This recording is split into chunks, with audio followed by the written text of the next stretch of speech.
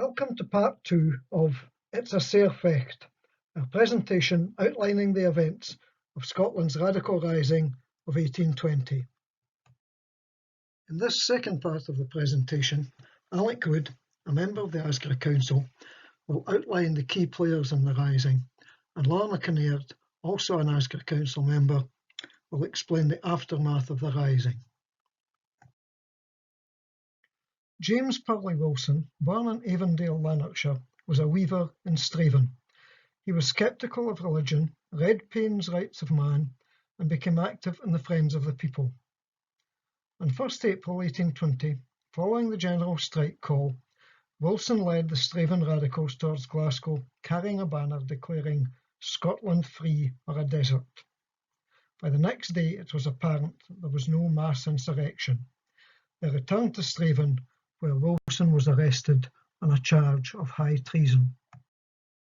John Baird had served in the British Army in Argentina and Spain. He lived in Condorit with his father and brothers, all weavers, when industrialisation threatened the handloom weaving tradition. He became prominent in the Condorit radicals and commanded the radicals in their march to Carron. Andrew Hardy was born in Auchinairen in 1793. He had served in the Berwick militia, was a weaver in Glasgow, and was second in command of the forces marching on Carron. Sidmouth was Prime Minister from 1801 to 1804. After the Treaty of Amiens in 1802, an unfavourable peace with Napoleonic France, he was forced from office in favour of Pitt the Younger. He led a reactionary crackdown on advocates of democratic reforms while Home Secretary from 1812 to 1822. He instructed Mitchell of the Glasgow Police on his activities against the Scottish radicals. James Mitchell was appointed Master of the Glasgow Police in 1805. After the Napoleonic Wars, he successfully placed spies in the various radical organisations.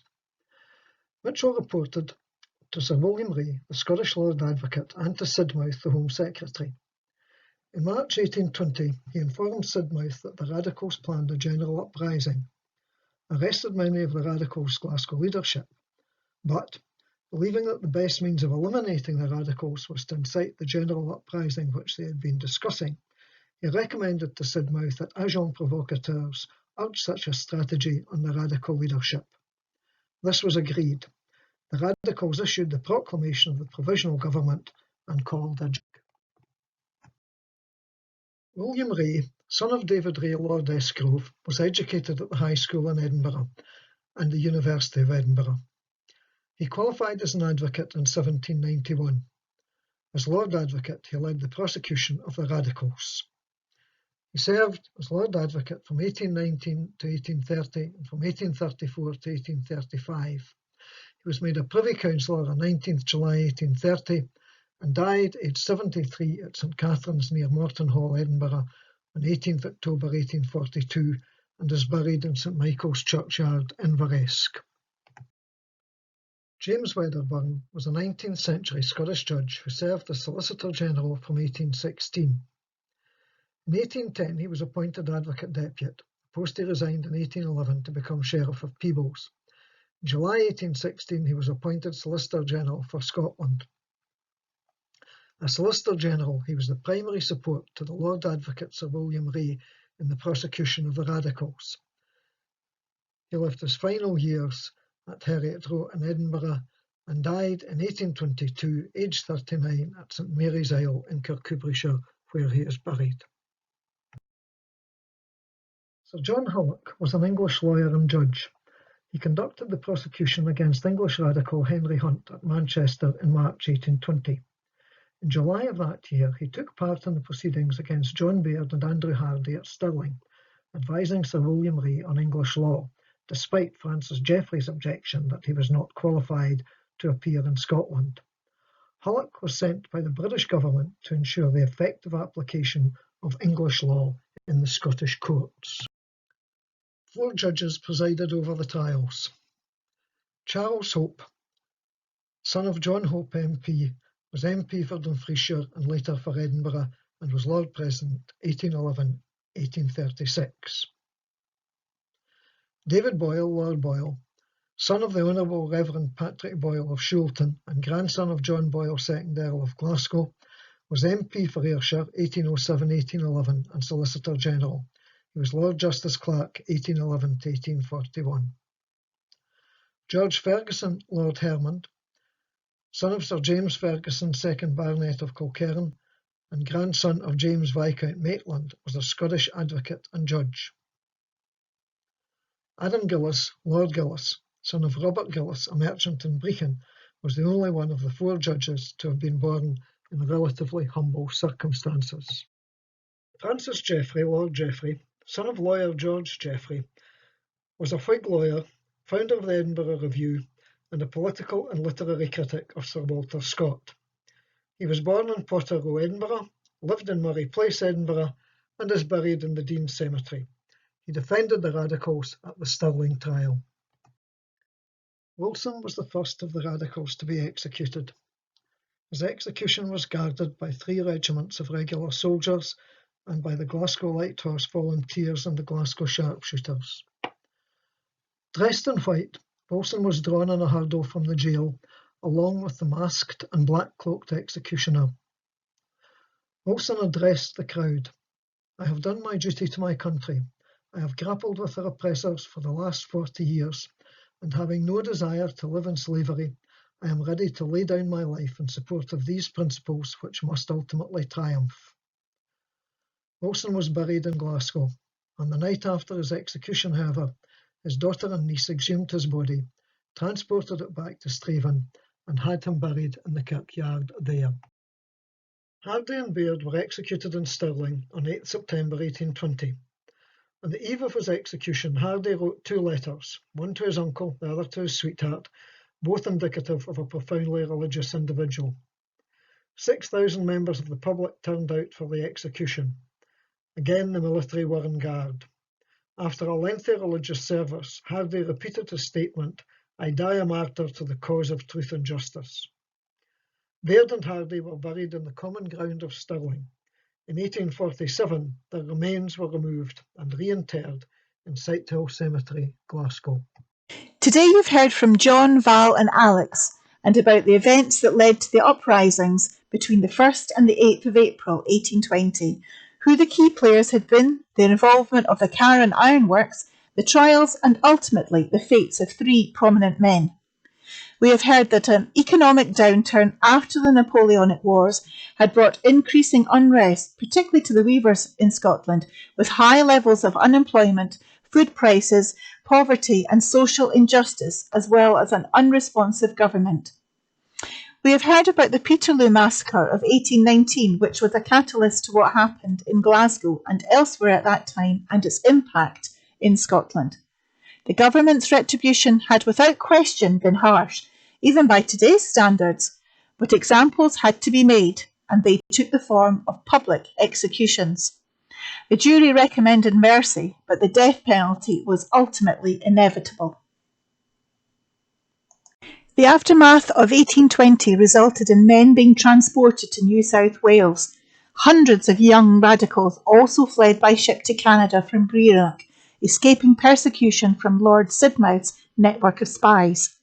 Among them was Scots-born William Lyon Mackenzie, who was a leader in the Canadian rebellions of 1837-1838.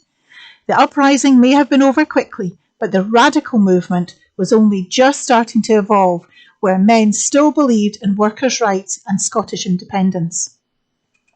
12 years later, in 1832, the Scottish Reform Bill, which ran at the same time as the Great Reform Act of 1832 of England and Wales, was first announced by Lord Grey as Prime Minister in direct response to many years' criticism of the unfairness of the electoral system. At that time, only 5,000 men in Scotland had the right to vote and to have a more responsive government. It was an act to amend the representation of the people in Scotland.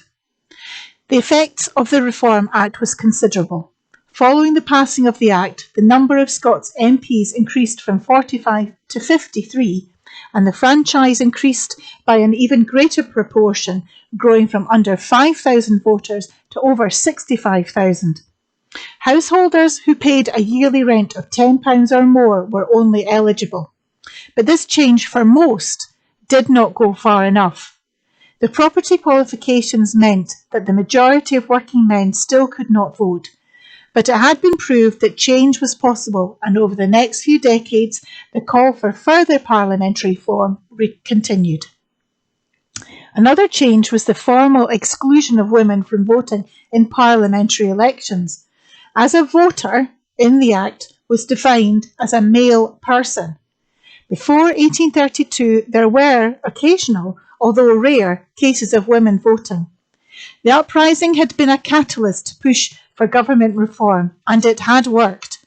During the general rejoicing following the King's assent to the Reform Bill in 1832, Andrew Hardy's poor old mother put up in her humble window a card bearing the words, "Britons rejoice, reform is won, but 'twas the cause lost me my son."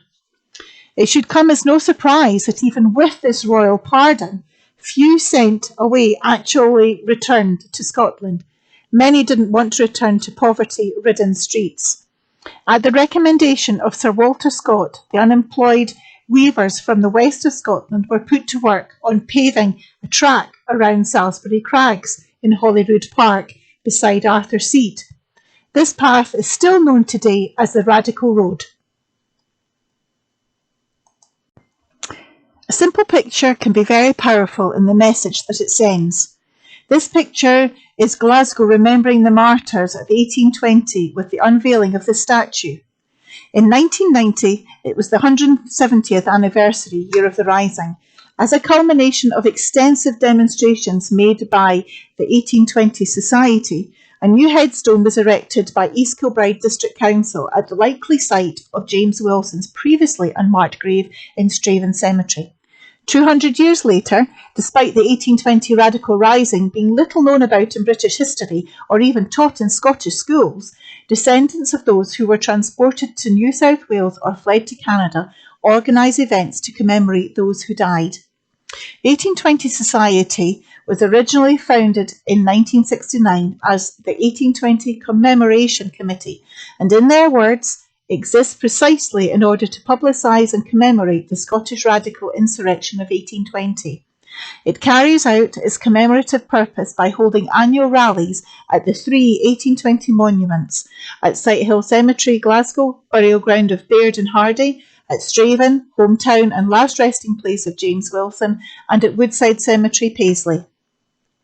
To many, history is written by individuals who challenge and go against unfair policies and push for reform. All three men were hung and beheaded as traitors to the state. Were they actually traitors, standing up for their rights, or martyrs, unfairly killed by the state? Whether you believe that Scots were betrayed by Westminster Unionist spies or not, the facts are that many Scots were killed by English soldiers. 22 martyrs were sentenced to death for high treason and sedition, and many were transported away from their homeland. This ripped families and communities apart, caused a movement to reform government policies and statute law, and left us with some quite outstanding sets of legal papers. As genealogists, we regularly only find basic information on our ancestors through parish registers, civil records, and census returns. It often takes a set of documents such as the 1820 trial papers to let us see just what our ancestors actually went through and what they had to fight against, something many of us are unlikely to have any real concept of in this present day. What is clear from the evidence you have heard today is that there is a substantial amount of documents available that record in great deal the events around that week in April 1820. Those documents are available at the National Records of Scotland in Edinburgh and at Glasgow City Archives, which is housed in the Mitchell Library. If you think you may have ancestors who were involved in the uprising, what a perfect opportunity to delve into the trial papers and see for certain. We leave you now with a quote from Hardy's last words.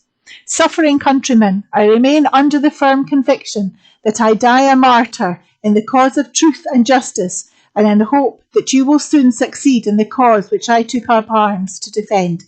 Thank you for your time.